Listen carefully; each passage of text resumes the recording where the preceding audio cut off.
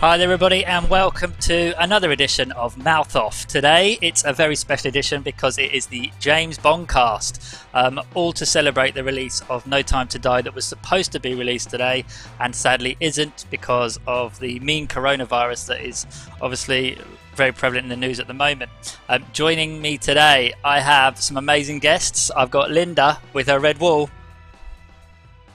I've got Scott Davis all the way from North London. And I've got Kai, who has made the most effort by far. Not only does he have a tux on, he also has... Hold up your drink there, Kai. Yeah. I hope that was shaken, not stirred. So there we go. So, yeah. So today we are going to... What we're going to do is we're going to go through loads of different categories. We're going to see what our favourite... movies are, our villains and various other things. So we'll kick off now with the first one, which we're going to do best song and opening. So guys, I've forgotten the main bit, not the main bit but the fun bit. Let's introduce yourselves with your favourite one-liner or innuendo from the movie. Okay, Linda, let's start with you. Hi, I'm plenty, but of course you are. And that's from Diamonds Are Forever. Scott? So I have two. One's not very funny, which is from Casino Royale, where he asked me about his martini and he says, "Do I look like I give a damn?" Love it. But one that made me laugh is from Tomorrow Never Dies. There's a scene where Pierce Brosnan chucks a guy into the newspaper press, and he says, "They'll print anything these days." That is good. And Kai? I'm my same one as Linda. Ray. I love that. Of course you are. Yeah. Named after your, and it was the lovely bit. Plenty O'Toole, named after your father, perhaps, which is glorious. Accused one in Moonraker. I think he's attempting re-entry, sir.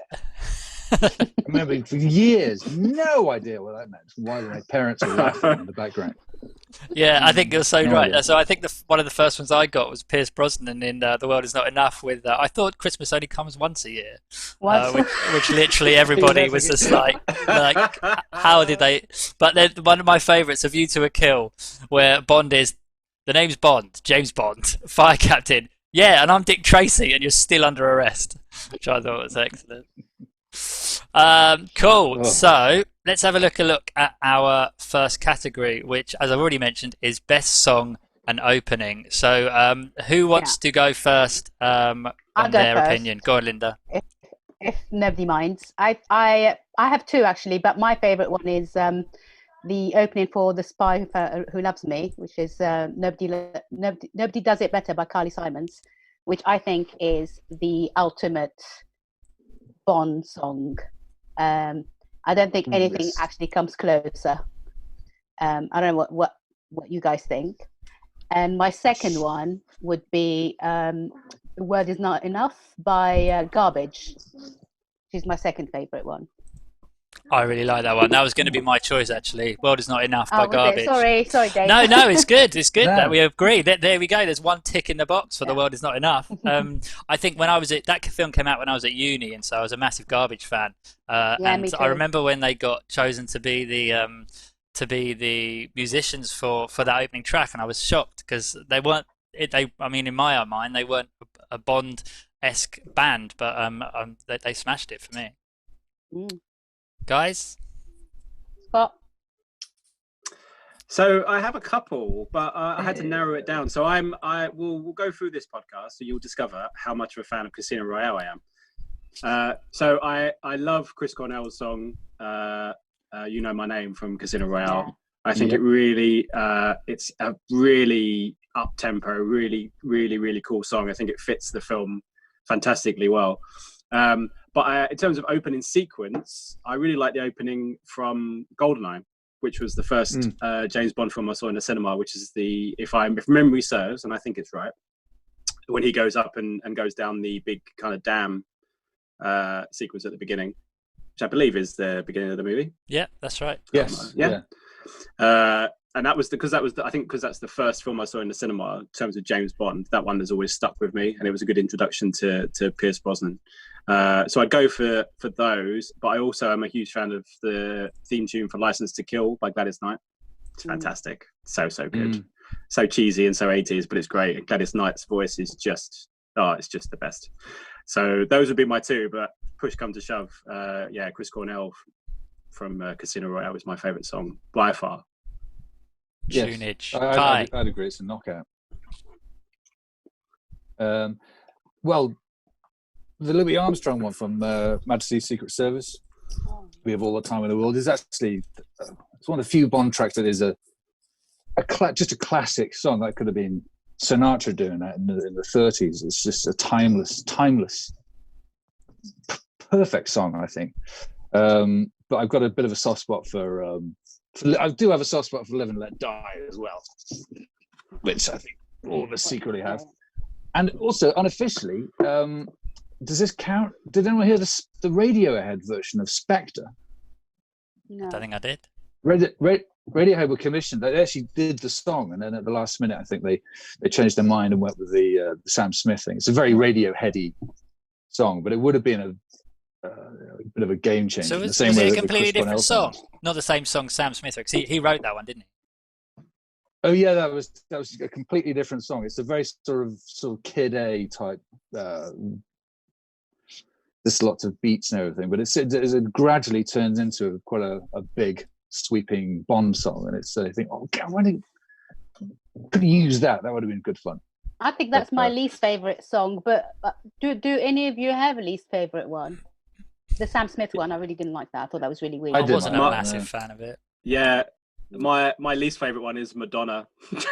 Oh really? Die Another Day. Oh, I love Madonna's one. Awful. Oh, it's awful. It's awful. But it, again, like the Chris Cornell one, fits Casino Royale. Madonna's really rubbish song fits a really rubbish film. Yeah, so there you go. Exactly. Die Another Day is not very good, is it? Yeah, exactly. I will just mention for people that are watching live, John's just messaged me. We had a comment from a guy called Neil Sen. We will get to your question, but we're keeping until the end. But he wanted me to mention and acknowledge the question. You're all over this. Stick around. So, yeah, and I haven't said already, but if you don't already subscribe to All Things Hey You Guys, then do that on Facebook or go onto our YouTube and just click the subscribe button and the bell. And look, there's a button that says subscribe, which is going to fade away any second. There we go. Okay, great. Let's move on to Best Car. Now, this is more up my street. So I'm a big Bond fan. I've watched every Bond, obviously, but the cars are, for me, what sells it. But let's not start with me. Who wants to go first? I only have one car in mind, which is a. We should probably guess. We should probably all guess like what we've got. Okay, well, I've already said the amphibious car. I can't remember which film it's on from. Scott, maybe you can tell. The white one, the white car that goes in the water. There it is. That one. There it is. that car. Oh, good. That's my favourite one. That's probably one of the most iconic. Because I really like gadgety stuff, so yeah. That was pretty cool. What film is that from? I can't even remember. The Spy Love Me. Oh yeah, that's right. Okay. That was quite good because it wasn't an Aston Martin. Was it? No, I mean, it might even be the first film that didn't have an Aston Martin in it. I don't know. We'd have to check that. Any Bond fans out there who know a lot more about Bond than we do. Also, we must confess, I don't think any of us are the biggest Bond fans in the world, except Kai, who basically he looks like he's dressed up. What do you mean? Actually, this is just him chilling on the sofa of a Friday night. I've taken to dressing like this every single day now. Plus, I'm refereeing a snooker match later on. So yeah, good luck. Yeah, oh, wow. I hope you're going to keep your social distance. Oh yeah. Scotty, go for it. So I'm a huge fan of is it DB5 from GoldenEye? Yeah, well, as seen in many films actually. The twisted. Well, from lots of that car, that one specifically. I don't know what it is about it. But it is an amazing car. I love the color as well, and the sequence where he drives it around the twisty road, which I believe is in France or Riviera or something. But I do like the car in the other DB, the newer DB12 or something from. Is DB10. that the one on the screen there? Is that from? That's a DB5. Actually, that's a DB5 as well. You mean this one, the DB10, don't you? Oh. Yeah, the DB10, but also is it the DB? It's the one from Casino Royale, the one that he crashes. The DBS. No, that's V12. a DBS. Yeah, that's a DBS. Yeah. That's really nice. But that one from Spectre, yeah, that is a fantastic car. Here you but go. Yeah, that Here's DB5. a Casino Royale one. That DB5 from that's the one. Look at that. Look at that car. Fantastic. Maybe because it looks a little bit like the Batmobile. I don't know. But the DB5 from GoldenEye, I think is fantastic. But there's been loads over the years, isn't there? Can we talk about the jetpack from where's the jetpack? Yeah. What film's that in? Thunderball, yeah. Thunderball. Moses Just for about Transportation. 5 seconds. Yeah, that's so- probably because that's so they were just disappointing. scared You that know, the people were poster. going to. Sorry, go on. They had the poster of it was him flying through the air in his jetpack. This fantastic thing from the future that we disappointingly still are not wearing. And there it was. It was just in 5 seconds to help him jump over a wall. Yeah. A bit excessive, really. Also, we just got John says that Bond didn't drive an Aston Martin in the second film when he drove a Bentley. A Bentley There you go. Mark 5, 6. Oh, it only showed up in Goldfinger, didn't it? Yeah. Well, I I think that was remember the first time. when Pierce Brosnan came along, and there was that big hoo-ha about the fact Aston Martin weren't going to be used. It was a BMW 7 Series, and everyone was like, I remember being really sad about it because for me, Bond is Aston Martin, and you can't have a BMW. And I don't think it appeared again. And it was self-drive. Do you remember it was remote control? So he's in a car park and he's driving it around. Yeah. Which one is that in? Is that in Tomorrow Never Dies? Yeah, the Terry Hatcher one. Yeah. Tomorrow Never Dies. Yeah. Yeah. I think in GoldenEye it shows up for about 2 minutes. Was it Joe Don Baker just drives it up? It was like a car advert. It served literally zero purpose. He then drove off in it again. It was. I think it got sawn in half, and the world is not. Oh, it did. Not enough. I don't know Yeah, if it did with Robbie Coltrane. I think. Do we mention the terrible invisible car? That was quite a low moment, wasn't it? We've lost no, Kai. I don't for the remember series. that. That's how low it was. Kai is so disgusted that he's left. He's left. I wish the film was as invisible as the car in said film. But the invisible car, I think that's the moment, isn't it, where it just went so far. It was so far gone. It was just like, let's have an invisible car, and you think, invisible? No, people like to see the cars. Terrible. But here's the so car many, so many cars, isn't there? This was I forgot what it's called. BMW. I can't remember what it's called, but that's the one that got sawn in half. And I'm currently googling for invisible car. Funnily enough, I can't find it, but that's probably because either Eon have decided. This is classic. Check this out. Hang on, this is worth waiting for, people. Here we go. There it is. Look at that. Look at that. That is Photoshop at its best, isn't it? That's like, how can we use After Effects to completely remove half of anything? Poor Pierce Brosnan. He got so shafted in that last film. He did get to use that cool jet bike, the jet ski that went underwater. That was good. Yeah. I like that. He did do the cool bit where he used the ejector seat to bounce the car up again. That was the one solitary redeeming feature of Die Another Day, I think. Yeah. I remember I always wanted this car. This is called a Aston Martin Vanquish, and I remember I had posters of it. I had all the manuals, but it cost £158,000. And I remember thinking, one day I might be able to afford one of them. Still can't afford one, and nenever will be able to. So. You don't know that. Well, I guess not. I mean, Keep hoping, Dave. When these video casts take off, I can just imagine the pickup, the high production value is what's selling it. I'm just going to repeat again. If anyone, please do keep your comments coming. Do let us know what your favourite cars were, what your favourite opening sequence was, and obviously as we go through, make sure you let us know on all the different categories, and don't forget to subscribe if you don't already. Cool.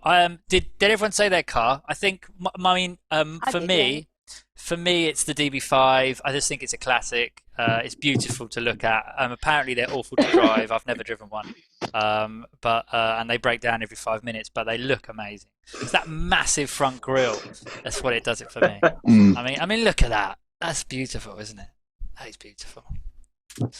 So there we go. Right. Could I just send out a bit of love to Timothy Dalton's? I think it was the V8 Vantage. That's right. Living Daylights. Indeed. I have a soft spot for that one. It had spiky tires, didn't it? So that it could drive on ice. And a ski that came out as well. It was very strange. It was like a very Roger Moore scene, that whole thing. All the cheesy puns and that one scene. It seemed like it was written for Roger and then sort of crowbarred into a. But it was lovely, and it was a beautiful one. I have to say that it's the Lotus Esprit, Lisa's car, I think. That was the first one I got as a toy, and I lost all the red missiles almost immediately. So did everybody. I think I had a DB5 as because it had the ejector seat, and I did it so much that the ejector seat just stopped working. There's your V8 Vantage. Did you have the plate that came up at the back as well? Yeah, that's right. Yeah, the bullet shield. Yeah. Yeah, that was cool. Yeah. Oh, so many good ones. But it looks to me like Aston Martin is winning the day there. But you're right. The Lotus is the only one that wasn't an Aston. I think that smashed. The only challenger to the crown, I think. What was the one that? For someone like me who knows absolutely nothing about cars, I'm only interested in them when they're gadgety and they do silly things. Yeah. I don't really care what they look like, and I think that's why I like that one. Wasn't there a Jaguar XK8 that fought? That was in a Pierce Brosnan film that fought against the Invisible Vanquish, didn't it? Yeah, maybe. Jaguar XK8 Bond, because it had like missiles that come out the front. Yeah, here you go. This is the one. I mean, this for a death weapon, this is pretty hot. Hang on, stand by. That one. Look at that. Oh, nice. That is mean, isn't it? That was a nice car. That was when Jaguar obviously got spikes. Yeah, that could do some damage, that one. Anyway, we could probably talk about cars forever. But on to the next one, which is best sequence. And when we say sequence, we mean sort of stunt or moment in a Bond film. So, Linda, do you want to start off? Yeah, I'd probably say again. I think I'm going to be like a very basic person here, which is The Spy Who Loves Me. I think the opening sequence from that, which is, I believe, is the ski where he's skiing on a mountain. He just does the ski jump. I think that's one of my favorite ones. And I adore Roger Moore's films. So everything is done brilliantly with a cheeky smile, and I think I really like that. I like that sequence. I have a second sequence which I like, which is the opening sequence of Casino Royale, which I think is absolutely brilliant. Loads of sort of, the action is amazing. It's a very modern action sequence. Other than that, I have no preference in any of the other ones. Is that one on the skis? Is that the one where the British flag opens up as he's falling off the cliff? Yeah, and then the opening sequence, and someone holds up the what do you call it? Parachute. Him on the parachute. Yeah, no, that's iconic, that scene as well. Yeah, that is a good sequence. Scotty? I'm a big fan. If we're talking about action sequences, I love the sequence in GoldenEye with when he drives the tank through is it Russia or Moscow or something? Yeah. I mean, it's mad. It's so mad, but it's great. And he does I like when he makes loads of damage, and there's a bit where he has to stop and do his old little. He has to fiddle with his tire so it looks straight. Yeah. That's a really cool sequence. Go on, Kai, we can do it. Yeah. Yeah, you can do the. He has the tie. Just adjust the cuffs, not a bow tie. Oh, Scott. There's sorry. There's a sequence in one of the Dalton films I really like, but I cannot for the life of me remember. I also like the Eiffel Tower sequence in View to a Kill. Is it View to a Kill or Live and Let Die? Yeah, View to a Kill. View to a Kill. that's really cool. I also really like again, being boring, the second sequence in Casino Royale, which is the one where he chases the parkour guy through the construction site. That is very cool. That's the sequence. That is a sequence, yeah. Oh, that's mate, the one I meant. I'm telling you, and then he goes into the embassy and he causes havoc, and then at the end he gives the guy back, but then shoots him. Just gets him. It's I love the kind of the rawness of it, because it's a very different. It's very, very removed from everything else in the Bond series. Obviously, it's very Jason Bourne, very Mission Impossible, kind of gritty, and Mission Impossible. Yeah, a little bit of other movies in there from recent years, of course, but those are really good. But I think just for sheer fun, I think that tank sequence from GoldenEye is just brilliant. And then I love it makes me laugh more because obviously there's a sequence a few years before that's a tank sequence in Naked Gun 2.5, where he crashes through a zoo and comes out, and that was before GoldenEye, so. I kind of cross. Usually it's the other way around. Usually it's the spoof film that spoofs Bond, but in this case, Bond spoofs Naked Gun. So that's which makes it quite funny. There we go. Here's a little photo for you, Scotty. Oh, not that one. That one. There he is. There he is. Yeah. Just on a little jaunt through the streets of Russia, as you do. As you do. Kai, what are you thinking? Ooh. I'm a big fan of the fight scene in From Russia with Love with Robert Shaw. The whole scene of him, he's got him on his knees, and that's that weird thing he does. Red Grant, he's this fantastic. He's one of the few sort of villains you just think, well, this guy could take Bond. He's actually met his match here.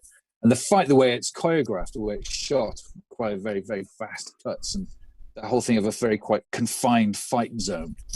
Is brilliant. There he is, Robert Shaw. And then they kind of tried to do the same thing in Diamonds Are Forever in the lift. And every now and then they'll sort of try and do a sort of Bond has a fight with somebody somewhere quite restricted. But it sort of started with that one. It's still one of the best fight scenes, I think, in the whole series. Yeah. So I love that. I think I'd seen Jaws before I must have seen this film. So I remember my dad telling me that that's Quint from Jaws. And I'm like, no way. I was quite young. Like, no way. Is that the same person? Yeah, classic. For me... but then he orders red wine with Soul. Does he? Good knowledge. Sip. For me, I think it's The Man with the Golden Gun. And just that iconic sequence where the cars jump over that bridge, and how that wasn't CG. CG wasn't around. It wasn't possible to do it, and they managed to do it. Which it must have the quality of and the calculations it must have taken to be able to make that happen must have just been insane. Did you know the one I mean? Yeah. Do you think they ruined it a little bit? They put a sort of a swanny whistle over it. What's a swanny whistle? Made it a bit comedic. It is a. What do you oh yeah. You're right. They did. They put a strange, totally needless whistle on it. You think, you see this amazing stunts, and you think somebody in sound effects thinks this could do with something just a little bit more. How about where's my selection of comedy whistles? Yeah. Put this one on here. But you're right. Just trying to find a picture. It's amazing stunts. There we go, this one. Oh yes, in midair. She had J.W. Pepper in there as well, which we all.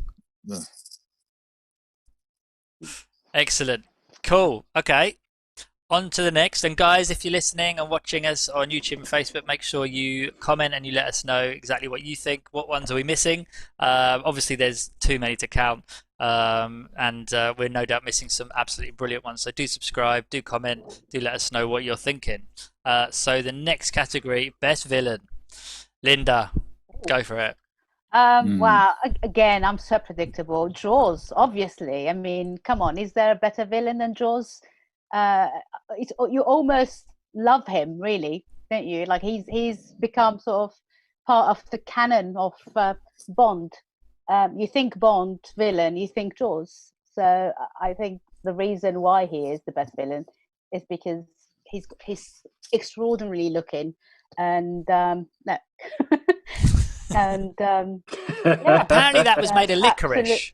Apparently the cable was Really? licorice. Yeah, and he just bit through licorice. There is no better villain. I mean, nobody does it better, Linda. Nobody does it better. Boom. Anyone else? What do you guys think? probably Scaramanga. In a way, it's actually some Bond villains tend to be kind of just old people sat in chairs who tend to have the better henchmen. With a cat. Stromberg, he's basically just sits there telling people, go kill him. I'm too old, I'm not going to do anything. And then very, very few villains are actually an actual match 007. But Scaramanga is, and he's a fantastic villain, scuppered by a slightly, I'm sorry about this, Dave, but a slightly not great film. He sort of deserved a better film, I think. Yeah, because he is that thing of the sort of the dark side of Bond. You know, if Bond had actually was pure evil, he'd be Scaramanga, and the way he gets riled by the fact he's not. I guess there are two types of villains. I mean, I guess there is like the sort of the brain behind the operation and the henchman. So yeah, you are right. Maybe the fact that they added the little whistle suggests the film was never going to be good as well. You know, it's things like that in the editing choices where, although the stunt was amazing, they cocked it up by making bad decisions and sticking Sheriff J.W. Pepper in the car with him as well. to the thanks of no one. Hey, boy. What was he doing? Why was he trying to buy a car in Thailand? Maybe his wife wanted. Sorry. I'm analysing too much. Sorry, but yes. Linda, I interrupted picked him you. at a car What showroom, were you doesn't saying? he? So, are you going to take it with you? Anyway, sorry. I digress. Linda, sorry. What were you saying? Oh no, I've said I've just finished. Okay. Finished. Scotty, what were you thinking?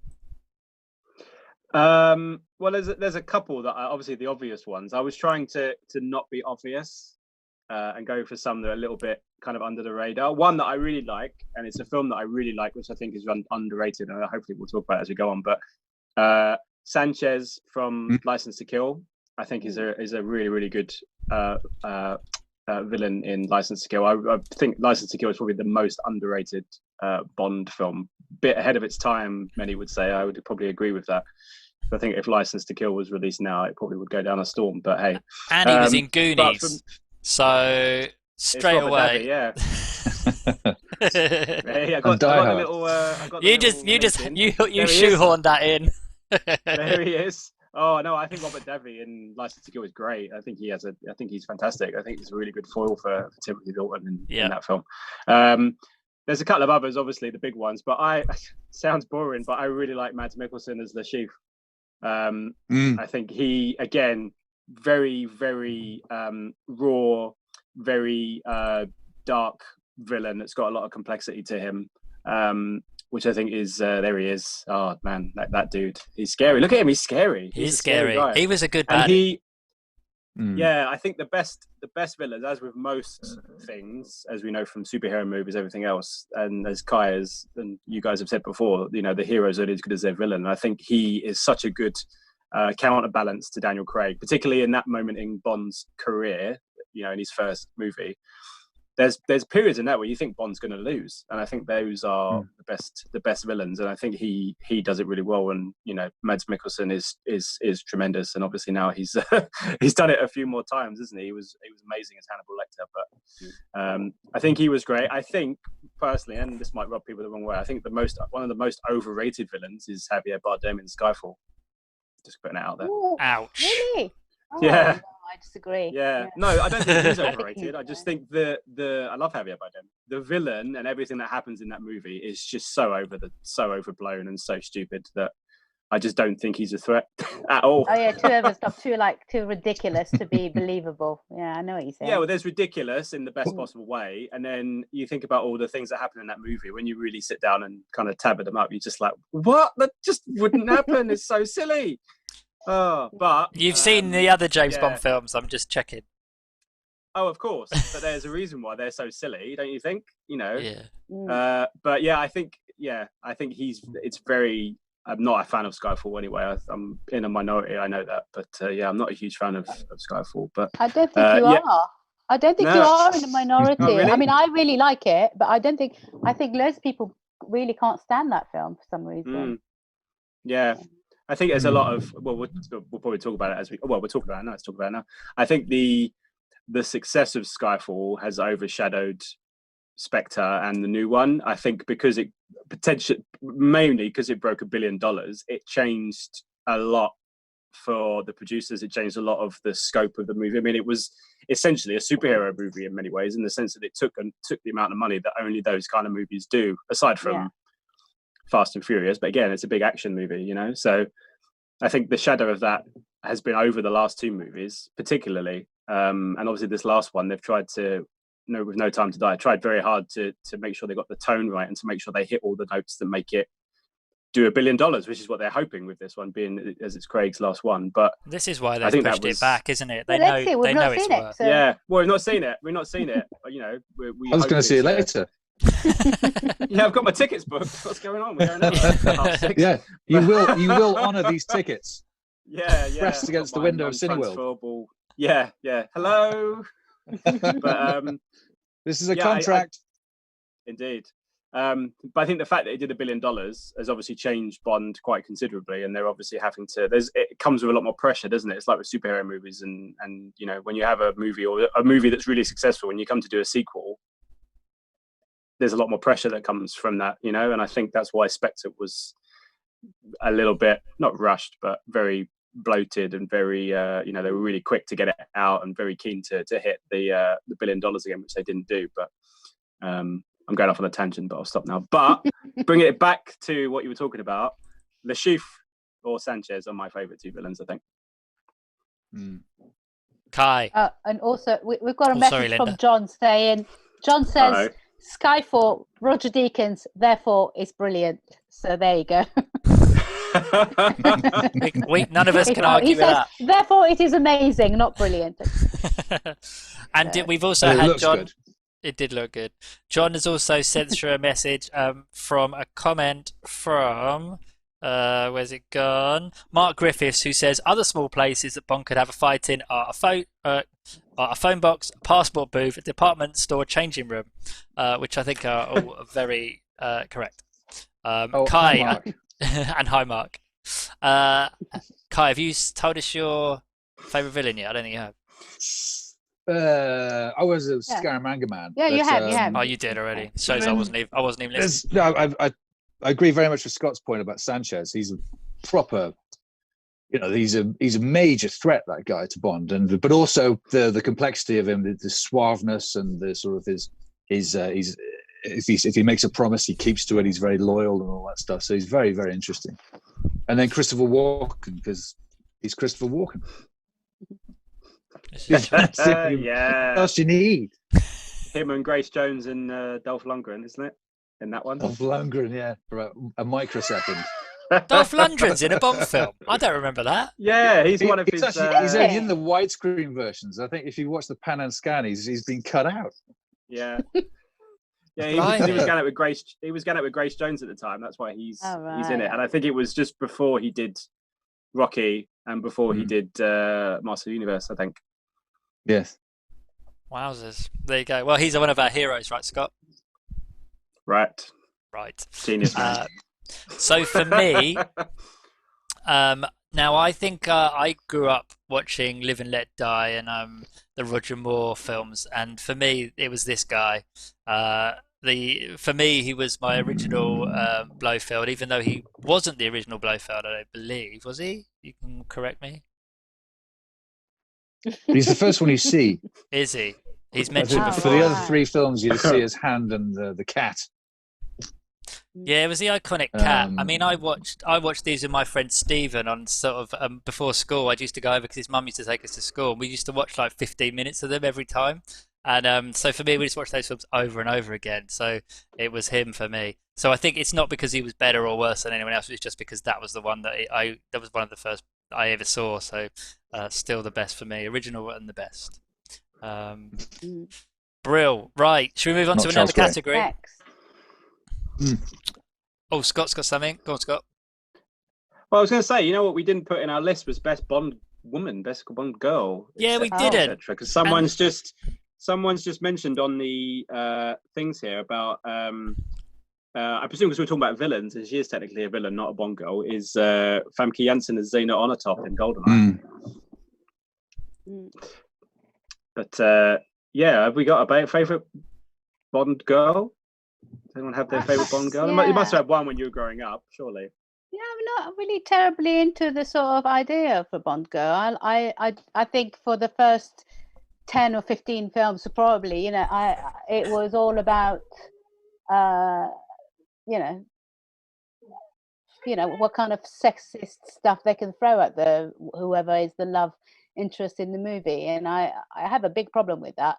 I actually really like the new Bond girls of the new era Bond girls. I think they have more to say, and they give as good as they get. And I like the idea of them no longer being Bond girls. They're sort of characters, they're protagonists rather than sort of a bit of fluff on the side for Bond to play with. So So when did that change for you, Linda? When do you think? I don't really have anything positive, I don't really have anything positive to say about any of the early Bond girls. That's why I haven't got a favorite one. What about you, Scott? Yeah, I think Linda's right. I think I've in recent years, as you say, it's changed a lot. I mean, if you look at, I think obviously it changed at Casino Royale. That was when it changed, because you're talking about his relationship with God, I've forgotten her name. Vesper Lind. Yeah, he's talking about his relationship, and it's another kind of part of his character and his, the narrative of his genesis. And I think, as Linda said, that in terms of storylines, that works much better. It became another gimmick, didn't it? During many of the years, it became like another thing, like a car, or exactly. a crazy stunt or a one-liner and stuff like that. Obviously, you have the girls from the early movies when it became kind of symbolic with the movies. But I think times have changed so much that Bond girls don't really exist anymore. I think they are, if there is Bond girls, they're there for a reason. They're not there just as quote unquote eye candy anymore. They're there for a purpose. And even with No Time to Die, we're delving back into a Bond that's been seemingly out of the game for maybe 5, 6, 7 years, and he's been in a relationship, so it's changed him. So that's a big step in most cases. 20, 30, 40 years ago, it would just be a throwaway, like a gag, wouldn't it? The name was a gag, it was almost like that. Pussy so galore. I think the Hollywood franchises. Yeah. I think it's fine to still appreciate that those films for the time they were made, and you can't retrospectively sort of critique them. But at the same time, it's good that we've moved on, and it's good that the Broccoli Company has sort of agreed that these women do need to be proper characters with their own sort of story, their own story arc, and whether it's good to move with the times. Put it this way. Yeah. Absolutely. Cool. Okay. I've forgotten where we were. Well, okay. Best underrated film I have next. Oh yeah. I'd say for me it's Moonraker. I love its silliness. I love the sort of. It's like there's nothing profound about it, and I think it's typically Roger Moore movie. I adore Roger Moore. Without giving anything away, I think everyone has guessed by now that he's my favorite Bond. And I think what I like about Moonraker is that it's one of the Bonds that doesn't take itself seriously. And I think the early ones, that's actually what I like about the early ones as well. That's what I like about the 70s and sort of early 80s ones. There's a lot of humor in them. And I think somewhere along the line, that humor has kind of dissipated a bit. But I do love that about Moonraker. Yeah. Scotty? I think. I've already mentioned it, and I will stick to it until the day I die. The most underrated Bond film is License to Kill. End of discussion. No, I would say License to Kill for me. It's very much. I think it was very much ahead of its time. I think there's a lot of people that would agree with that. I think if you released that, because it was a very dark Bond movie. I think it was 15 rated at the time. So in those days, that was kind of unheard of. The same as when, I guess not a similar time, but around the time I think when Batman Returns came out, and that was a 15. It came with a different premature than you would normally expect with a Bond movie. It was much darker, much grittier, and that wasn't what people wanted in 1989. 1989. Yes. It was a very different era. People were very used to Bond, as Linda said about Roger Moore, very used to that era of Bond, and they changed it quite drastically. You know, both the movies are quite dark and quite gritty. But ironically, that's the Bond that we have now, and people seem to like it. I think obviously the times have changed very much, you know, in our surroundings in the last 20 years, whether that's, you know, terrorism, 9/11, and things that have happened elsewhere with politics and economics, all that kind of stuff. So, but I think if that film was released today, if they made License to Kill with Daniel Craig, that would go down an absolute storm right now. Yeah. I think just because of the kind of nature and what audiences expect from them. But I think that's great. I also think actually, and another one that I like, I think Tomorrow Never Dies is actually pretty underrated. I think there's a lot of fun to be had with that film. I think I think Brosnan and Michelle Yeoh together are fantastic. They make a good duo in that film. But yeah, I mean, License to Kill for me, I think it's a fantastic Bond film, and it's one of my favorites, and definitely the most underrated film. Yeah. Going back to what you were saying, Scott, I kind of almost hope that after Daniel Craig, they go for a more fun Bond. Does anyone agree with that? I feel like that we've had enough sort of like bulky, you know, like someone out for revenge. We want someone with a little bit more sort of a soft touch, sort of more modern, but also more of a sort of soft touch, a bit more humor into it. Kevin Hart. I don't know if you please. Yeah, but like, I don't know who would have those kind of characteristics. And Jack Black. Let's just make it Jumanji 3. James Bond. I know what you mean. And I will probably come back to discussion towards the end, I would imagine. But it all depends who takes it on. Yeah. In terms of who directs it, because someone will be coming in to start afresh. So if there's a visionary director that wants to do it, I still think it's going to be Nolan, personally. You think? Yeah. I think so. He's always said that he wanted to start with a new Bond, with a brand new kind of slate, and his Bond would be very much in the tradition mixed with new stuff, in terms of that it would be, you know, a little bit more of what he grew up with, which was Roger Moore, Sean Connery Bonds that would be slightly more fun and slightly more not campy per se, but a mix of slightly lighter, more like, I guess, like a Mission Impossible, where it's dark when it needs to be dark, but it has a bit of fun with it as well. So I think that's what Nolan would do. He seems that he would be very much in a tradition a little bit more, but would want to do it with a new Bond. So I would imagine if he does it, that's what he would want to do. The flip side would be, you could have, you know, like when Tarantino nearly made Casino Royale, which would have been the most violent Bond film we've ever seen, probably. Yeah. So who knows? But I think you're right. I think, we'd love it. Yeah, I think you're right in the sense that because it seems Craig's been around for a lot longer than he has in terms of films, because of the delays and everything else with this one, even more now. I think a fresh start is definitely needed, and I think, you know, we when we come out of this time that we're in now, maybe everyone would like to see a Bond that's a little bit more lighthearted and in the tradition a little bit more, which I would imagine would be the case. But again, it depends on who the filmmaker is that takes on it, and who the Bond is. They do tend to, so once they get a new Bond in, the first thing they do is to sort of try and distance themselves from the last one by being very different.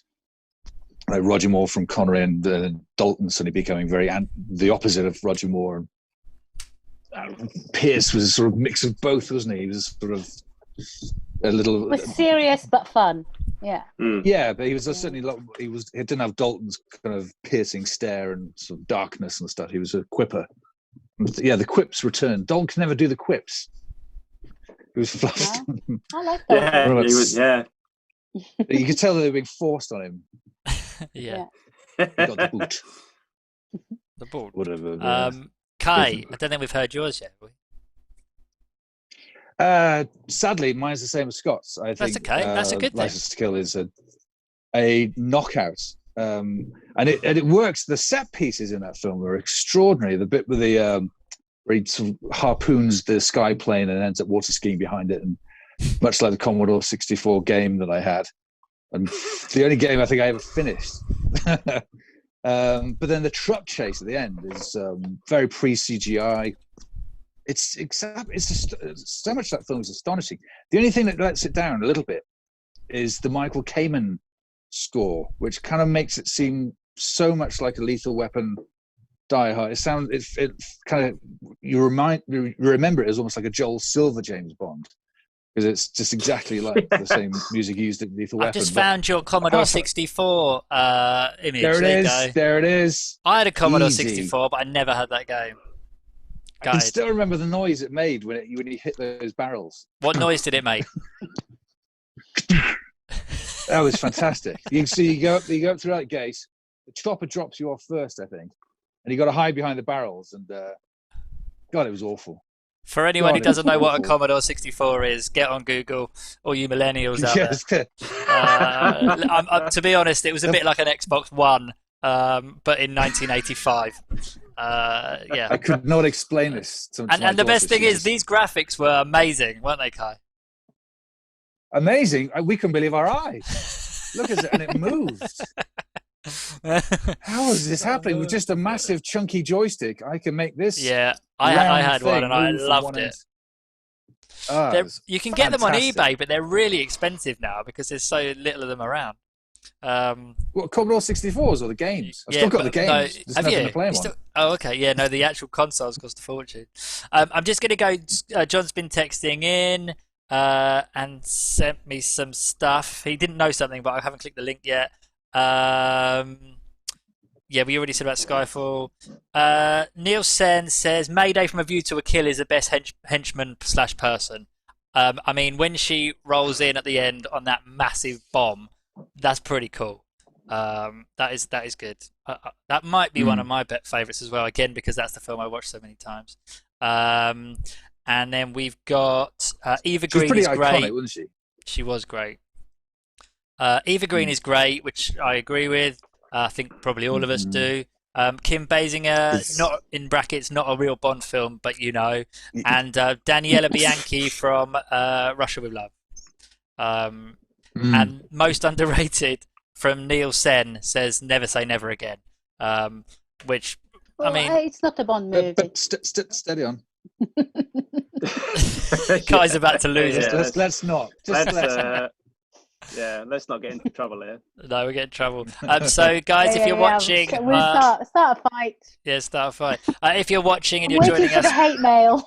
If you're joining us midway through this broadcast, do keep commenting. Let us know if you agree, if you disagree, what we've missed, because I'm sure we've missed loads of stuff. Yeah, make sure you comment, and we'll try and give a shout out as we are live. So, next. We're not a million miles off the end now. Yeah. Underrated villain, I believe, is next. Which we've sort of covered kind of already. Covered it, haven't we? Yeah. Should we? Can I? Go on, Kai. Sir? Yes, you at the back. You at the back there, in the suit, in the tuxedo with the martini. That's flashback to year 3. I'd like underrated villain. Telly Savalas in On Her Majesty's Secret Service, because I think he was the second Blofeld.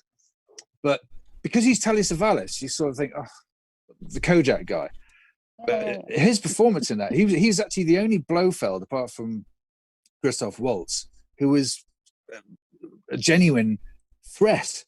Donald Pleasance was just a sort of silly little fellow in his speedy up car, and Charles Gray was ridiculous. And the guy at the beginning of For Your Eyes Only, I don't even think counts.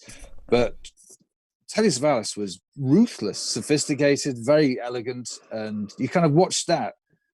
You watch Dirty Dozen and you watch Kojak, which I'm currently doing a lot. Where are you watching Kojak?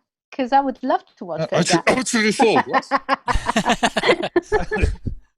Well, there'll be no cross promotion here, but you realise what a seriously good actor this guy was. But his I think nobody really talks about that because it's maybe just he's the Blofeld character. But that singular performance, I think, is noteworthy and often overlooked.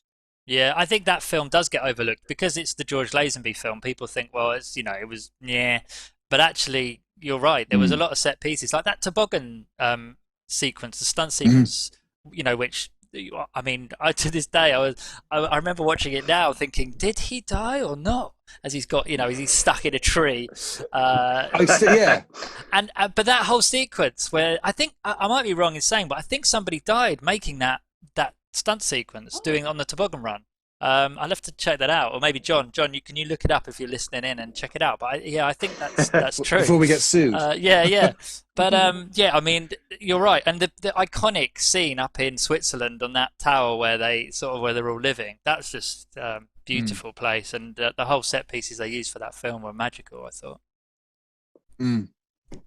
I do like how Kai mentioned our good friend Christoph Waltz, who he had not mentioned. Oh God. Yeah, Scott, tell the story there. Hi, Christoph, if you're watching. Hi, Christoph. Hi, We love you. Christoph. We love you, Christoph. Oh, hi, lovely Christoph. Yeah. Stefan misses you. He wants to do a Zoom with you. Yeah, hang on. I've got. Yeah, you better tell the story because our listeners, viewers, are not going to know the story. I want to know.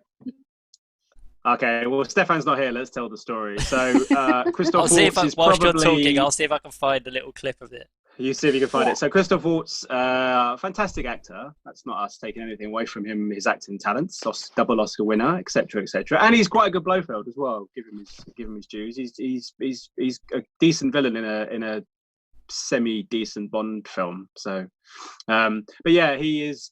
Hey, you guys, his most notoriously awkward and baffling filmed interview that he did with our good friend Stefan Pape. I've interviewed him as well, and I can confirm that he is exactly like that to most people that he meets. I've got the clip here, Scott. Let me see if I can play it out. I'm not sure if this will work. Hang on. Let me see.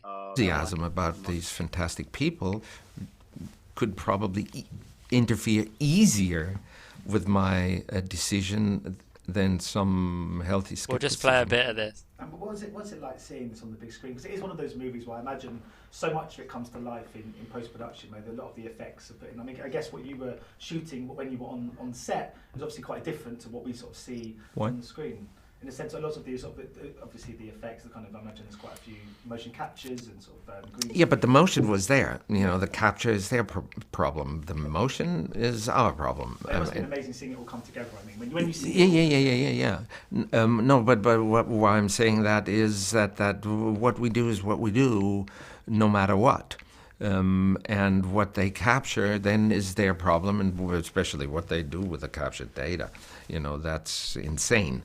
But yes, of course, when you see it and when the music plays and you have it in I don't know how many channels around you and you put your 3D glasses but that's audience, and we are trying to evoke that experience. There we go. That's enough of that.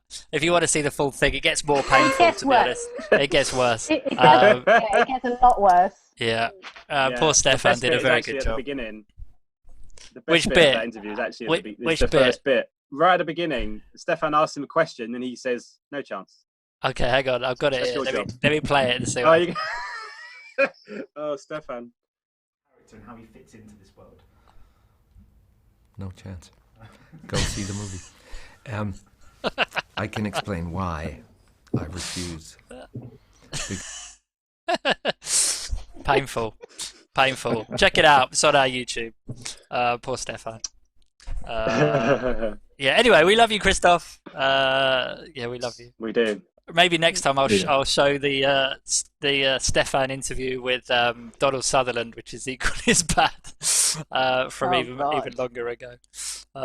Cool. We've had a Facebook comment that says from a Mr. Brian Bowler. Hello, Brian. Watching on Brian. Facebook. He says, "I agree with Scott. I hope Christopher Nolan gets a director's seat. What about Christopher Walken laughing scene when he gets killed in the Duran Duran film, A View to a Kill?" Duran film. The Duran Duran film. Brilliant. We'll come to the bonus round we'll do after we do the best film. Okay. Dave, if that's all right with you. We'll talk about what we think about the future of Bond afterwards, I think. Because that's another comment. Okay, cool. And you collating these because you said there was another one that you said we'd come back to, didn't you? at the beginning. Yes, all the ones at the beginning are to do with great. the future of Bond. So okay, I think we are now on to we did underrated villain, haven't we? We've done that. So let's do best film. Now this is a bit more tricky. Scott, what could yours be? What could it be? What could it be? Of course, what could it be? It is, of course, Die Another Day. It is what a film. Where do you start? John Cleese, Rosamund Pike. Rosamund Pike in it. I can't remember that. Yeah, Rosamund Pike. Yeah, Halle Berry, who nearly got her spin-off. Oh, what a film! Of course, it's not Die Another Day. Good Lord, that's the worst one. I think we can all agree that's the worst Bond film of all time. I think that's pretty. It is the worst Bond film. It's just horrible, and that was to celebrate the anniversary. That was out in a year of, was it 50 years? 50 years of Bond or something? Oh, what a way to celebrate! Good Lord, 40. What a way to celebrate! Poor Pierce Brosnan. They had that sort of scene, you know. Oh. We were saying before off air, or did we say at the beginning or off air? I can't remember, about how Pierce Brosnan got really shafted with that film, and then what happened subsequently after that. But hey, that's another discussion. But bringing it back to the topic, my favourite film is, of course, 2006's Casino Royale. Look, we've got a special guest. There it is. Kai, who's the special guest? Oh, who's that? Is that James Bond? No, he's had enough. Sorry, that's James Bond. He's already had enough. Mark my words. Imagine if he becomes James Bond one day, you heard it here first, okay? With a dad that wears a suit like that. Another day, so he doesn't count. Because who the hell are you? I just realised I didn't actually have you live. I had a picture of James Bond up. Sorry, everybody. There you go. You're back now. Ruined it. That was the Tom Holland moment. Yeah, it was. Dave, when you I love Tom Holland. Like, what do you want to be? I'd love to be Spider-Man one day. Yeah. Anyway, Casino Royale is my favorite. I just saw it when just after Batman Begins had come out, and I think it did for Bond what Nolan did for Batman. Re-energized it, refreshed it, gave it a new kind of hook. Obviously took a lot of influence from the Bourne movies, of course, but as we were talking about before, it is very much of its time. You know, it was very much a post 9/11 Bond, but I think it was the perfect time to reboot and do Casino Royale, because they'd never done it before. And I love, because I obviously read a lot of film news at this time, it might be the same for you guys, I love how Daniel Craig is just so good, and all those people that said he was going to be a terrible Bond were forced to eat their words. Look how young he looks. Because he is Pierce Brosnan. Yeah, Pierce Brosnan made fun of his looks, in fact. Look how young he is in this photo. He looks so young. Yeah, he's the longest serving Bond now, isn't he? Oh, is he? He's outdone in terms of like years doing it. He's overtaken Roger Moore, so you kind of forget how long ago that was. 2006. Yeah, it's 15 years in next year. 15 years, which is mad. It's mad, but also in a strange way for people doing interviews with Daniel Craig, they can bring that up and make him feel really old in November. It's like next year's 15 years. He's like, yeah, I'm out. But I think it really brings the book to life fantastically well. I think it has a brilliant story. There's real characters, there's real relationships in there. There's a fantastic, pretty formidable villain, great song, some great action sequences, a really cool story. And I just love the bit at the end. You know, the bit at the end where he says James Bond for the first time. That's such an iconic moment, I think. And the fact that he was able to, you know, he went through a year, 2 years of people saying that he shouldn't have been Bond and they were completely wrong to hire him. The fact that within 3 minutes of that opening sequence, before the barrel sequence, it's just like, yes, well done, sir. You are fantastic. So I think for me, I watched it again last week, I think, and it's still, for me, the best Bond. I just think it's absolutely tremendous. Excellent. Linda? The Spy Who Loved Me. Absolutely no contest at all. It's got everything. Best song in it, best opening sequence, best one-liners, best sort of Roger Moore. You know, yeah, I just love that film. And whenever I think about wanting to watch a Bond movie, that's the one I always fall back onto. I love that film. Love it. That's it. I have nothing more to say That's it. on the subject. Yeah. Kai? Kai? I'm going to vouch for On Her Majesty's Secret Service. Really? I think that is. I am, yeah. And it's not just to be sort of to be that guy. And I know it's George Lazenby, and I know his some of his acting is questionable, and the accent. But it's the only as a film. I think it's one of the few Bond films that just stands alone as just this singular piece. I mean, it kind of makes no sense actually, because it's after You Only Live Twice. He's already met Blofeld, so the whole thing makes literally no sense. So it seems like a film that exists on its own universe. The editing, it was Peter Hunt, wasn't it? He was the editor of the other Bond films, and just, I mean, the fights at the beginning. That's the one thing with Lazenby. He was ripped. He was an absolute bruiser. So his fights were really seriously convincing. And there's a fight where when he's escaped from the Piz Gloria place, and the wind chimes and the stuff hanging on. It's just a brilliantly put together film. And then of course he falls in love. It's a grown up. He didn't fancy somebody. He actually falls in love with somebody. And then that ending, that extraordinary ending. And it's very sad. You say what you like about Lazenby, but that moment when he just says, she's just having a rest. She's tired. I don't think Connery could have pulled off that scene. It's just a lovely fan. I know Nolan likes it, and the skiing, the photography. All the other films seem. I mean, Die Another Day is really the only one I just can't stand. All the other films are good. All the other Bonds are good, but that one I think is just it just stands alone, I think. And it used to stand alone as this item of how to get it all totally wrong. This is how you don't do a Bond film. But over the years, every time I see it, I think, oh, this is class. This is pure class, this film. So I need to watch that one again. I got my box set ready to you can't see it because of my background. Oh, no. Nice. Hang on. It's disappeared. It's disappeared. Hang on, how do we? Oh no, stupid virtual backgrounds. Anyway, I've got a box set here. Car again. It's the original car all over again, yeah. 2020. No, good. I agree with you. I think On Her Majesty's Secret Service is one of the films that, again, it was one I watched when I went to my friend's house in the morning before school, and we just watched it in 15-minute chunks, and so it just stays with me. I really enjoyed it. And again, like I said earlier, just those set pieces and where they filmed it was just iconic. So for me, Live and Let Die, and it's exactly the same reasons for, again, just because I grew up with it. I just really enjoyed the set pieces. I love the speedboat sequence where he crashes through a wedding. I love it when what's the policeman called? Kai, you mentioned his name earlier.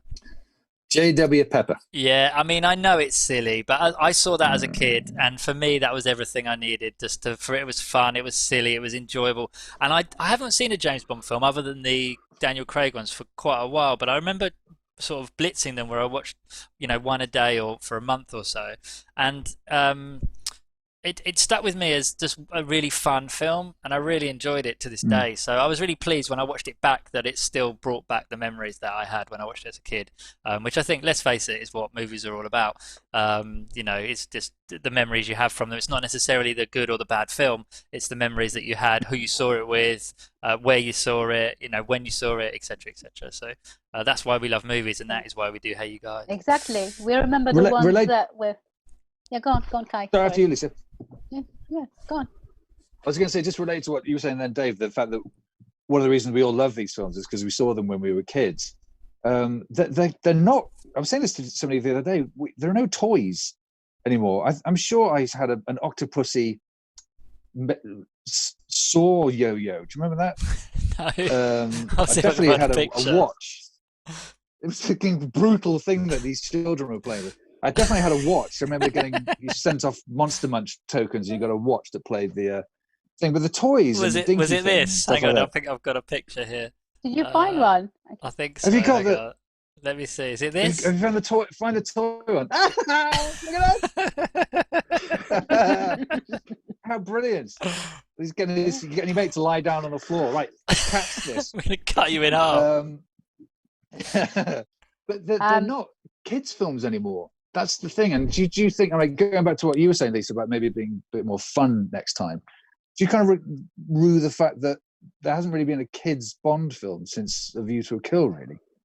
Well, I think none of the action movies are for kids anymore nowadays. You know, that's not where the money is. I think that most of production companies are interested in getting sort of the people who pay for those kind of like go to see the films on the first weekend of opening are mostly 15 and over. They're not, you know, because films that don't get a second sort of life on TV the same way they used to in the past. You know, people, I think the majority of people sort of in the 70s and 80s didn't really go to the cinema that often, and they often waited for the film to be shown on TV a couple of years later, and that was where most people got access to those films. I don't know if you agree or not. I guess you used to go to the video. You'd go to the video shop, wouldn't you? And you'd hire it out. You know, but you did in the 70s. But then even then, because there was a finite. I don't know if we all went to the video shop. We're all of an age where we did that. But also, like, I remember having a little booklet that me and my sister had where it said tape number 1. And it had, you know, whatever on it. And I still remember to this day, tape number 9 was Jaws. Tape number 11 was Bedknobs and Broomsticks. Do you know what I mean? It was just a different world where you'd record them off the TV and you'd wear that video cassette. Different. Yeah. Oh, God, numbering video cassettes. I remember that now. Yeah. Oh, because the little Scotch thing would come with numbers. That's right. Yeah. And you'd scratch it up on the spine of the videotape and you could write down on there what it was. Video library cases. We've had a message from John who says fake leather ones. He says his favourite is either Goldfinger of the old ones or Skyfall or Moonraker. He's also sent a toy through, which let me just bring up my WhatsApp web. Skyfall. You guys talk amongst yourselves, and I'll find this. Video library cases. Oh, this is good. Yes. He's got a good one. What I was trying to say about, I think it's a completely different world now. I think perhaps all the toy stuff is in a different universe now because we've got Marvel now, and that's where those are considered more the sort of kids' films now. And that's where the toys are. Yeah, action movies are mostly sort of sold to sort of an older audience nowadays, and I think that's why they're not bothering with sort of marketing them to children or marketing. But if you look at all the old John Hughes films, or even the Goonies, which I know I've mentioned already, and let's face it, we're called Hey You Guys for that reason. But like, it had swear words in it. 12 rating didn't exist in the UK back then. I don't know if PG-13 existed in the US, but it was either a Goonies got so much swearing. Yeah. Back to the Future's got loads of swearing in it. And I remember on my tape, which I can't remember what tape number Back to the Future was, but it was I definitely had it. And the TV edit that I had no swearing in it. So I remember, like, probably 10 years ago when I watched the DVD or Blu-ray version, and I'm like, I don't remember all this swearing because I never knew it was even in there. And probably half the film was cut out because of all the swearing in it. Yeah. The Ghostbusters one. Yeah. Different world, really. Short Circuit's got swearing in it. It was Indiana Jones and I want to say Temple of Doom that changed the ratings, wasn't it? Was it Temple of Doom? I know Batman did over here. Batman was the first film. Batman not Batman Forever. Yeah. Batman. The Batman. Oh, just Batman. Oh, okay. The first one. Yeah, that was the one that got the 12A rated. I think the PG-13 rating was. I think it was Indiana Jones and Temple of Doom. I'm not sure. It's something around the mid 80s. And Gremlins, yes. Between Gremlins and that, it was sort of the I was terrified by Temple of Doom. The heart thing. Yeah, the heart. It's really dark, Temple of Doom. What? I won't let my kids watch that one. They've seen Lost Ark, and but they haven't seen. I'm not sure. I think that might be the only one they have seen. But I'd let them watch Last Crusade. Last Crusade. Yeah, I think that's okay. But again, that's probably got swearing in it. I need to watch it. But actually, Raiders of the Lost Ark doesn't have any swearing in it, and it's just a really good action film. Just don't let them watch the fourth one. No. No. Because of swearing. Or Don't let them watch the or fourth anybody else. Or It's anybody else. it's just terrible. Just Yeah. because it's awful. Yes. Yeah. I already put it up, but John sent through this amazing harpoon gun that's an amazing toy. Look Which at one was that. that from? Was that from Thunderball? Yes, I believe. I think he got the point. He didn't actually say what film it was in. I think it was probably Thunderball, wasn't it? Or many other Bond films as well. All right, we're coming to an end, people. I feel like I should put my music back on again. But we've got Best Bond. Shall I play the music just for fun? Yeah. Hang on, where's the music? Here it comes. Yeah, I've got to fade it in. Here it comes. Yeah. Best Bond. Get ready, here it comes for the breakdown. Is it coming? I think it's coming. Yeah, here we go. Alright. It's been an emotional show. Yes, Scott. Okay, we're bringing it down. Best Bond. Oh, I just realised you couldn't see any of us. We've got to do that again. Hang on. Oh, but I can't do it with the... No. Go on, Scott. Don't leave me on my own, people. There we go. Linda's not bobbing away this time. She was some bobbing last time. There we go. There's some bobbing. All right, we've all gone mad. Okay, best film. No, Best Bond. Come on, Dave, you can do this. We're nearly there. Yeah, Best Bond. So let's go in a reverse order because Linda or Scott has always gone first. Let's do Kai first this time. Oh, okay. Well, I'd say that Sean Connery is Bond because he started the whole thing and everybody else has basically been following in his shadows. I'd say Roger Moore is my Bond. Love Roger Moore. He's going to say all of them. And I'd say Timothy Dalton is the most underrated. And the best is probably, for my money, Daniel Craig. I think what he's done with it is extraordinary. And I think he is technically probably the best Bond, in my opinion. Scott's going to say the same Brosnan, thing. I can see it in his eyes. I was going to say Brosnan is probably the least because he just seems like a bit of a facsimile of all the best bits. But he is a better Thomas Crown than Steve McQueen, so he can console himself with that. Oh, he looks good though. He does look at that. That's a good photo. Brosnan, doesn't he? John's found a good one there. I didn't find that one when I was making my lovely fella, Pierce. His story about how he became Bond's quite amazing as well, isn't it? How he lost the job and then had to wait however many years it was before then getting it again.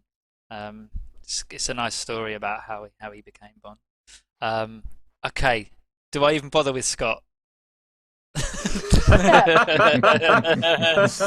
I'll get the picture ready.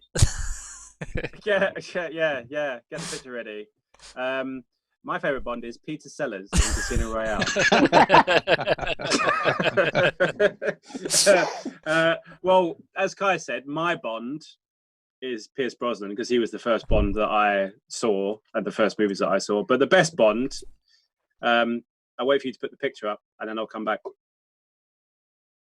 Oh, there he is. Daniel Craig. Is that right? Craig Daniel. Period. Yeah. Him. Craig Daniel. The file here is called Daniel C with car. Daniel Craig for me. Easy. He is, for me, the epitome of if you go back to Casino Royale and read Casino Royale, he's Bond. That's it. End of discussion. He's a good-looking chap as well, isn't he? He's a good-looking chap. It's just, I think he's even better for me because of just the flack that he got before people saw him, and the fact that he managed to do it so well and carry on doing it so well. I just hope that this is the perfect swan song for him because he deserves to go out on a high, I think. Do you know why I think Daniel Craig's such a good Bond? It's because he's actually a very good character actor in the first place. When it was announced that he was going to be the next Bond, I felt a little bit of sadness because he was just emerging as a character actor and he was in some really interesting films, and I was thinking, oh God, that's just going to ruin it for all the sort of interesting roles that he's going to be offered. That was the one thing that, but I agree with you. Whether I think he's the best Bond, I don't know, but I think he is a good Bond because he's such a great actor. I think that's the difference, and I don't think anyone before him is essentially a fantastic character actor. I think he is the best actor of the lot. Yeah, I think as well with a lot of people with Bond, as they'll probably say in the comments or as we go into more movies and stuff, it all depends on, like we talked about before, when you saw it for the first time, which ones you brought up with. And also it's very much like Batman in that way. People have their favorite Batman because of the nature of the film itself and the story and everything else. So people like Michael Keaton, people like Christian Bale, a lot of people like Ben Affleck, you know, Adam West, etc. So I think it's a matter of judgment in that sense because of when you got brought up with it. But again, for me, because of the kind of how the character is in the book Casino Royale, I think he does everything perfectly and then some more. And you're right, I think, you know, if we look at stuff like Road to Perdition and Munich that he did before Bond, he's pretty damn good. John's put this image in. It was fantastic. That's terrifying. You can never unsee that. Oh my God. You can never. Judi Dench. Who did this? I don't know. I've seen that before, but well done, John, for sending it over. He was in a fantastic social drama as well called The Mother, if you've seen that. As I said, I was a fan of Daniel Craig before he became Bond and I was a little bit sad that he'd become Bond because I wanted him to be more in smaller films like that, because he is so good. Yeah, Enduring Love as well. He's really good in Enduring Love. He's fantastic in Enduring Love. Don't forget the Golden Compass, people. No, we've deliberately forgotten the Golden Compass. I think the only thing I'd ever seen him in was Layer Cake. I think that was the only film I'd seen. Oh yeah, Layer Cake was before Bond as well. Yeah. Well, do you remember Our Friends in the North? No. Oh yeah. It was a thing in 96, 95 on TV. It had everyone. Christopher Eccleston was in it. Yeah. Mark Strong with hair. Everyone was on it. Daniel Craig was. I think that was the first time he'd appeared, and even then it was just like, ooh, like the eyes. It's like, who is this guy? The eyes, yeah, those cobalt blue thing, actor. Paul Newman eyes. Newman eyes, baby blues. Yeah, so for me, my favourite Bond is Roger Moore. Love him. Yes, I love everything about him. I love his delivery. I love how he hasn't taken himself seriously. Look at that! Look at that photo. That's a cracker, isn't it? I love the way he dressed. I love the way he delivered all the one-liners. But I do also agree with Scott that Daniel Craig is possibly the best Bond, because for other people and for, from the outside, I think he is the best Bond. But for me, like personally, I think Roger Moore is the one I'm sort of more closer to, if you know what I mean. But yeah, Daniel Craig. So I'll come into land then. I'm basically exactly the same as Linda. I think Roger Moore was my Bond, who I grew up with. That said, I loved the Sean Connery films, and I just loved him. I think the edits I probably saw all TV edits, so who knows if they took all the innuendos out, but they probably didn't, quite frankly. But yeah, I think we're all in agreement then that actually Daniel Craig is the best Bond. Yeah. Well, Roger Moore's the only one who could bake a quiche. I'd like to see Daniel Craig whip that up. None of them have ever been to the toilet either that I've ever seen. But then they never went to the toilet in I have a theory about this. Do you remember in Casino Royale, Scott will know this, when she says, so I'll be keeping my eyes on the money off your perfect arse, or something like that. And perfectly formed arse. Perfectly formed arse. Well, he's been sat down for the whole thing. So at some point between courses, James Bond has had to go for a wee, I think. So I think he's done it off screen. So it has happened. He suffers from Jack Bauer syndrome. If you watch 24, it's like 24 hours. You never see Jack Bauer go to the toilet. There's no it's toilet. Like, dude, you need to go to the toilet. Come on now. It's supposed to be real life. Should we do the comments? Go on, Scott. Because that leads into definitely. So there's a few comments that John has sent through from different things. Thank you, everybody, for watching and sending comments in. That's what we like to see and hope we get more of as we do more of these. So one of the main ones was from the guy I mentioned at the top of the show, which was Neil Sen. who was giving some suggestions about who should replace Daniel Craig as James Bond. So, do you guys have someone that you think might get it? And then if so, I can rattle off the little list that's on here. Yeah, Kai can be. Well, what do you Kai, think you're in. This is an audition. What do you think I was doing? It's unanimous. For me, I've said this before, and if my friend Chris Handisett is watching, just close your ears for a second. He absolutely hates this. Every time I say this name, he's like, "No, I don't want that." It's Matthias Schoenaerts. Oh, really? Oh, Yeah, well, he's a very good-looking man. Bond. Wow, he's a very good-looking man. That's who I want as Bond. I think Schoenaerts. he could be a really good Bond. We've interviewed him quite a few times, and my friend Tegan, who used to work for Netflix, I think she's now at Warner Brothers, but I interviewed him at the same time that she did, and all she kept talking about, because he was wearing this cardigan, and she was just like, Matthias Schoenaerts. If people don't know who we're talking about, it's this man here.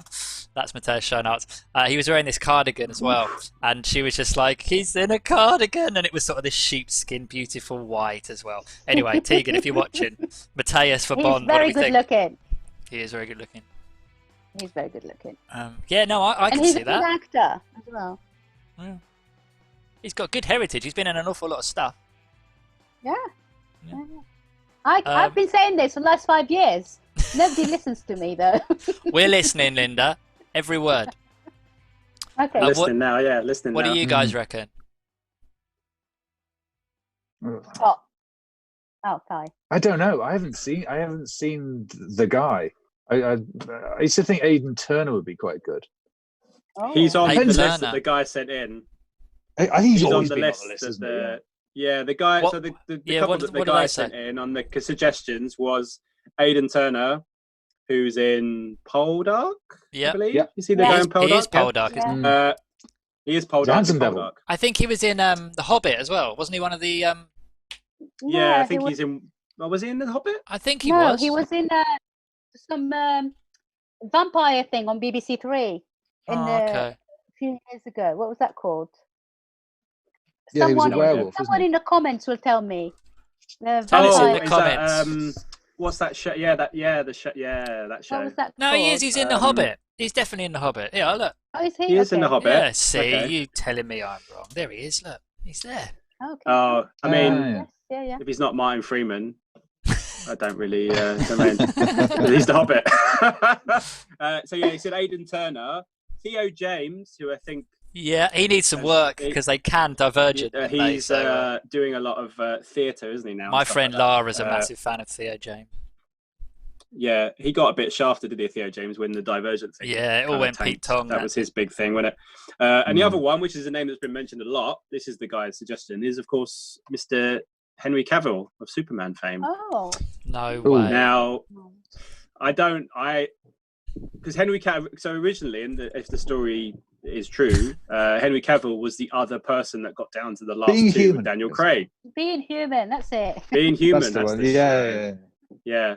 yeah. Henry Cavill was the other guy. He was the number two in the last two who auditioned for Bond when Daniel Craig got it. But Henry Cavill was only about 22 at the time. So he was considered too young. Obviously, around that time, there were lots of names. Wasn't there? I think Hugh Jackman was a name at the time. This is like obviously 15, 16 years ago now. Do you think he's too attached to the Superman sort of franchise to be a Bond?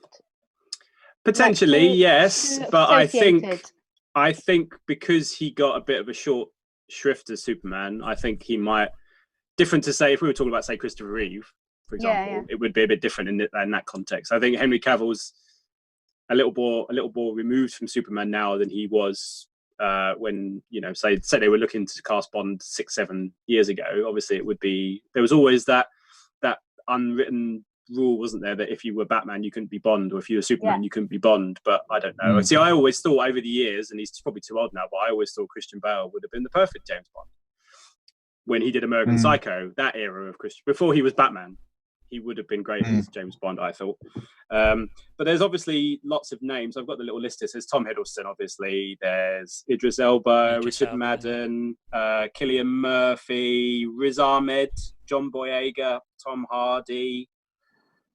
Lots Tom of Hardy, people. How tall is Tom Hardy? He's short. He's short. That's it. I can tell He's you short. that because he came in my shop to Short. buy an Xbox just after he did Batman, and he's a short ass. And I was like, "That's You pain." need a tall Bond. Yeah, we need a tall Bond. You need a tall Bond. How tall are you, Richard Kai? Madden's. I think it depends. Again, it depends who the director is. I wouldn't put it past if it was Christopher Nolan, him going for Tom Hardy. Is my thought process. I think Henry Depends if they Cavill want was to gonna, I'm just going reboot back it, I to suppose. going back to Daniel Craig. John has sent me these photos here from our friends in the north Our of friends in the Daniel, north. and look at Mark Strong, with hair. And then And, this one will blow your minds. Look at that. Oh wow. That's James Bond, the everybody. two surviving members of Slade. Thanks for those, John. Sorry, I completely quite a lot on interrupted you. these But lists. Idris Elba, Richard Madden, Aidan Turner, or of course, people are saying, "Hey, what about a female James Bond? Gillian Anderson's on this list." Really? Yeah, James She's too Norton is busy. the other one. That's the other guy. He'd be James James Norton, who Norton. was in. I am out for James Norton. So I think James. He sorry, hasn't got I'm any going- edge. I'm sorry. I he was going to say does. he's just a bit too clean. He hasn't got any. Oh no, I disagree. Edge. I disagree. Um, I think James Norton is a good shout. Definitely. James Norton. I'm not Yeah. sure I know that. Well, is. he. The Yes, other I do. one, and I'm going to mention this because it was put in our little comments, but I don't know if we did it or you did it, Dave. Which was we've asked over at least the last year.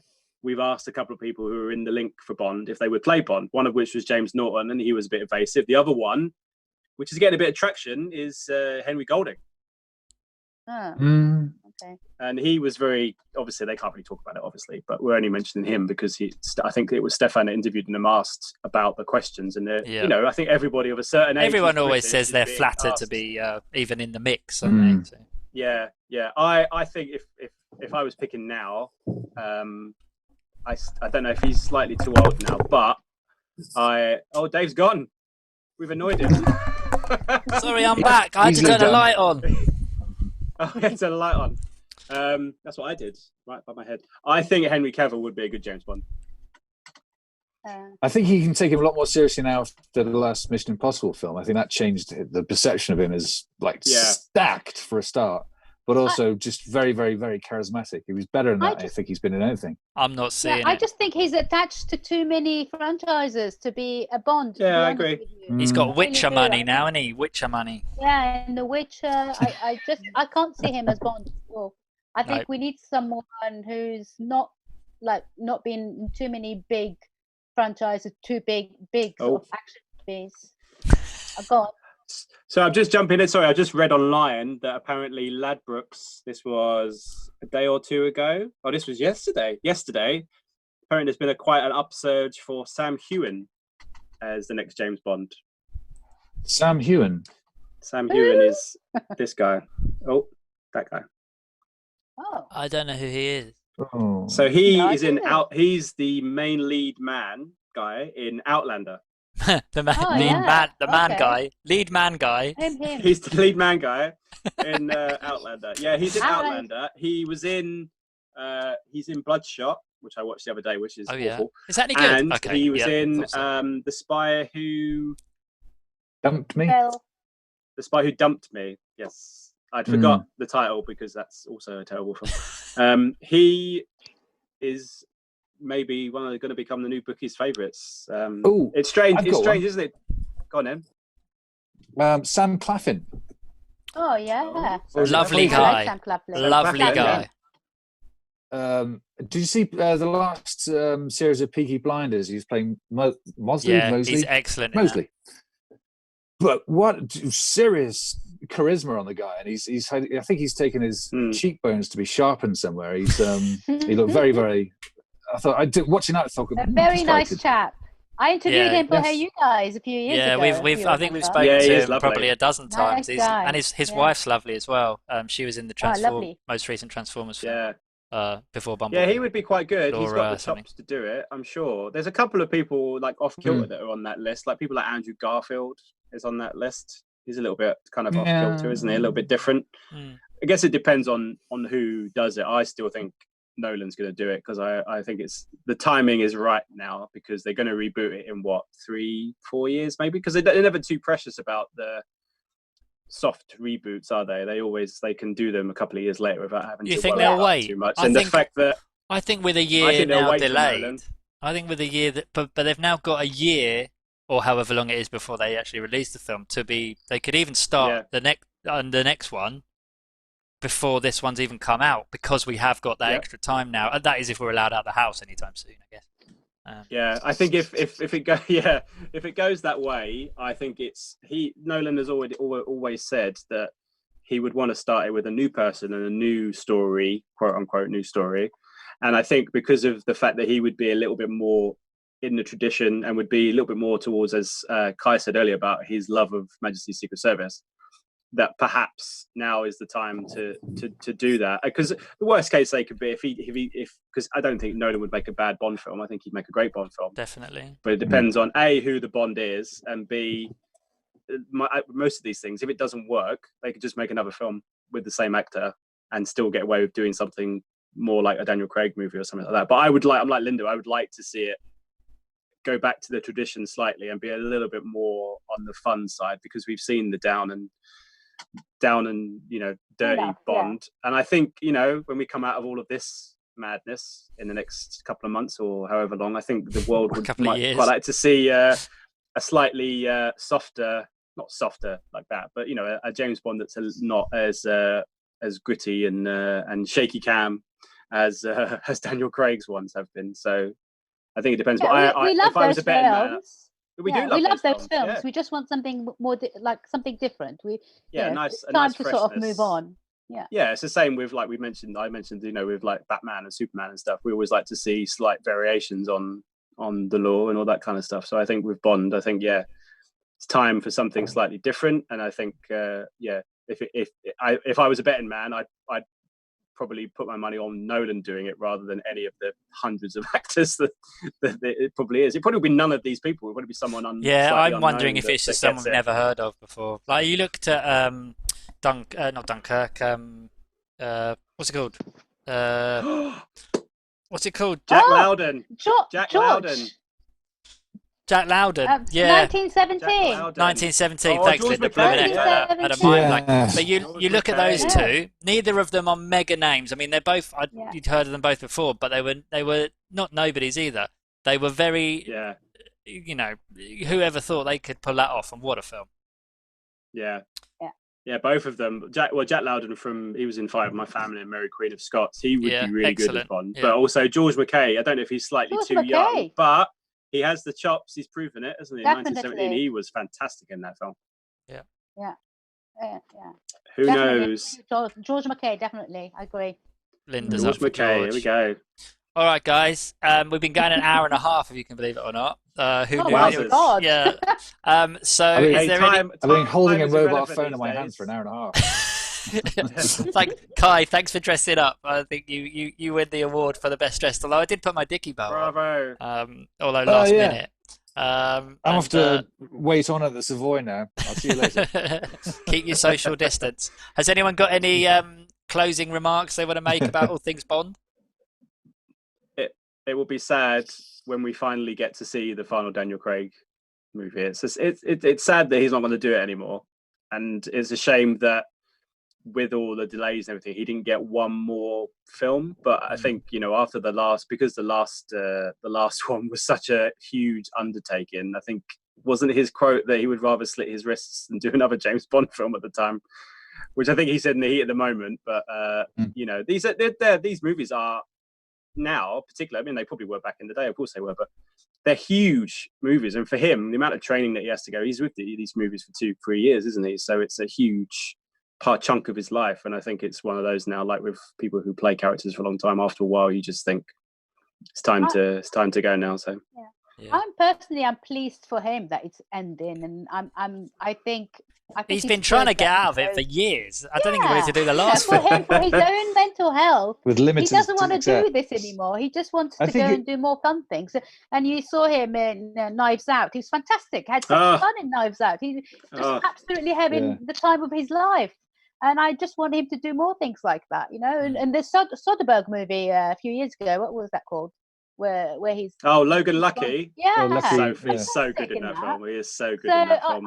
I want to see more of that kind of Daniel Craig. I want to see him go to sort of do smaller movies and take on character roles and just really have fun with them. And I'm sure he's not going to miss the role at all. Like, you know, happy for him to just leave it behind. He's going to do quite a few. I think he'll do quite a few Benoit Blancs. There's another one coming up, isn't there? But that could be a nice little secondary franchise for him, because they just look like such a gas to make, and they're certainly worth to watch. I watched it again the other day. We should be happy for him, not sad. Yeah. He's finally released from his shackles. Yeah. You're right. He's so good in that film, though. I watched it again the other night, Knives Out. Oh my goodness me, what a great film that is.